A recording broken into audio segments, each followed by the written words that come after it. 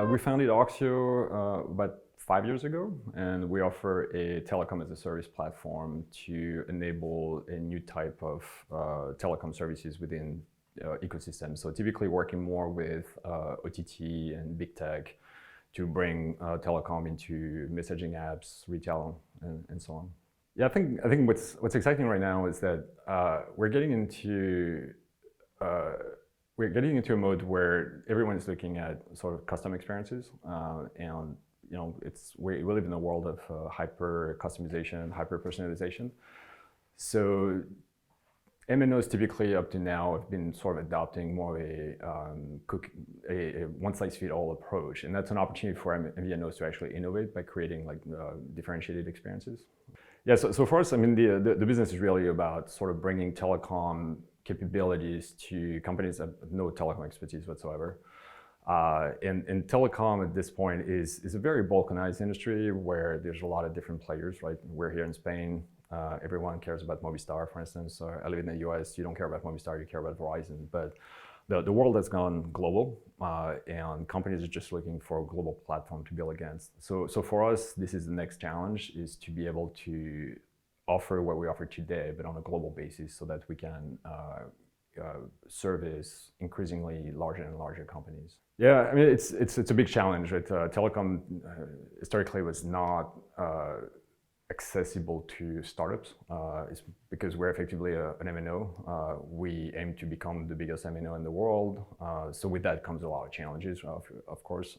MNOs tend to have decades of experience and billions of dollars of funding, which we don't have. So we need to be scrappy in what we're doing.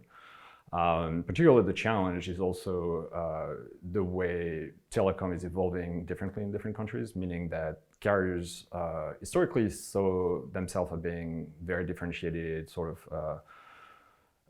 more of a kind of closed garden, and they feel that they own the subscriber. And we live in a world where they don't own the subscribers. Subscribers spend time on Spotify and Nubank and so on and so forth. So a lot of carriers, if you look in the US, for instance, have been very much open to the type of things that we're doing. In some other market, so the mentality needs to evolve a little bit. It's a good question. I mean, of course, we're a mobile operator without infrastructure. So anybody who has infrastructure today is a natural partner for us. So cellular carriers, but also satellite and Wi-Fi operators. So that's really more on the supply side. On the demand side, the partnership that we want to have is continue being able to service large social media companies, video players, companies like WhatsApp and Nubank and Spotify, right? How do we work with them so that they can bring telecom into as additional capabilities in their ecosystem where most of the users are spending their time these days? We're here because a lot of our customers ultimately are MVNOs. It's a new type of MVNO in that historically an MVNO was a separate business, and we are bringing this concept of MVNO more inside an existing ecosystem.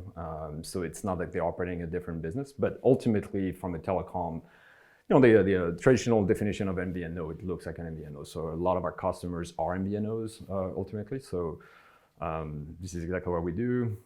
And that's why we're here.